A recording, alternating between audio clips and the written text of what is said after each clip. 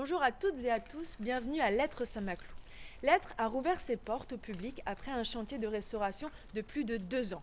Vous n'avez pas tout suivi? Vous voulez tout connaître de ce grand chantier et des grandes découvertes qui ont pu être réalisées? Cette vidéo est faite pour vous.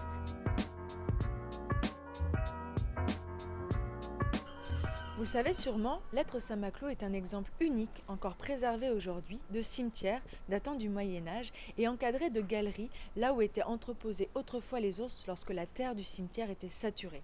C'est un lieu exceptionnel où on peut encore admirer l'incroyable danse macabre sculptée et ses différents motifs funéraires.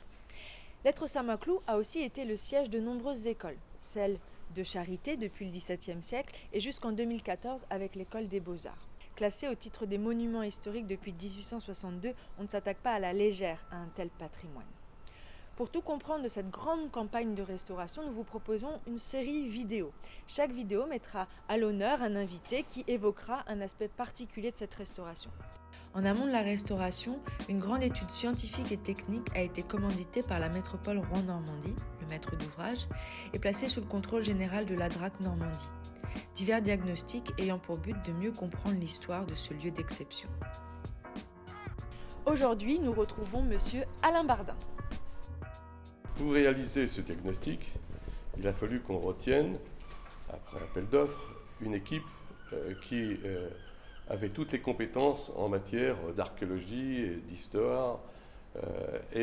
Paradoxalement, nous n'avions pas de relevé précis de l'ensemble du bâtiment. Donc un relevé a été fait par photogrammétrie et cette équipe, constituée de ces personnes compétentes en matière de photogrammétrie, était aussi complétée par un dendrochronologue et par un archéologue du bâti. La photogrammétrie, c'est la façon de relever à partir d'une séquence de photos l'ensemble du bâtiment pour en avoir une image très très précise et fine. La dendrochronologie, c'est la manière à partir de carottages qui sont faits dans les différentes poutres que vous voyez ici, il y a eu 500 prélèvements de faits, de connaître assez précisément le moment de l'abattage de l'arbre, puisqu'il faut se rappeler qu'on travaille le bois vert et non sec. Donc on sait précisément quand cet arbre a été abattu et comment et quand il a été mis en œuvre pour réaliser Lettres Saint-Maclou. Par la datation a permis de préciser comment on avait commencé par cette aile dans laquelle nous sommes, puis ensuite l'aile nord, ensuite l'aile est, pour finir 100 ans plus tard par l'aile sud. Donc il y avait beaucoup de connaissances, beaucoup d'écrits sur Lettres, avec des historiens qui avaient déjà identifié avec pertinence la façon dont tout ceci s'était construit, mais il n'y avait jamais eu d'études scientifiques qui précisaient la façon dont cet être avait été bâti au fil des siècles.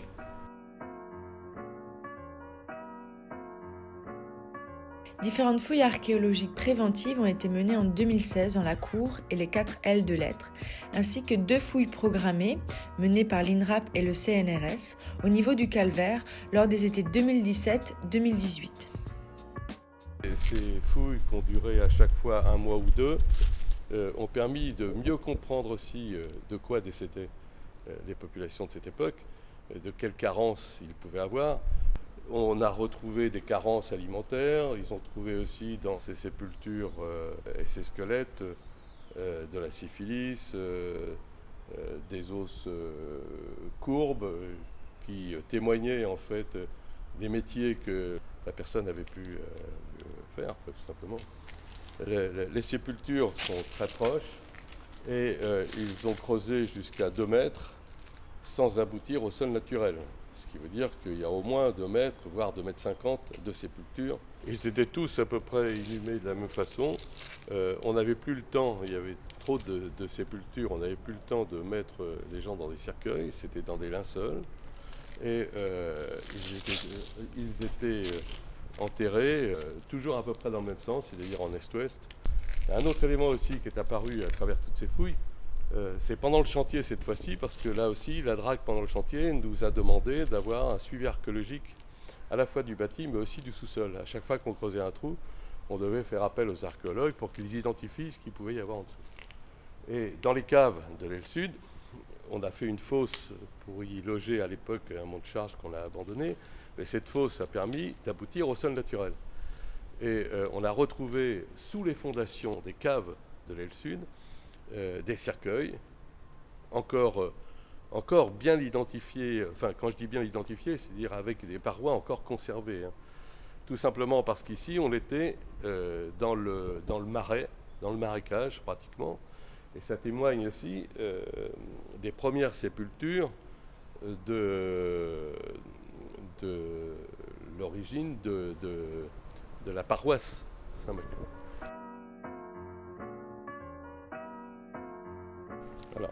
À l'issue du diagnostic, la DRAC a émis des prescriptions sur la façon de restaurer l'être. Et la date de référence pour cette restauration, c'est 1880 qui a été donnée, puisque c'est à cette époque, en 1889, qu'a été fermé le passage que nous avons rouvert récemment.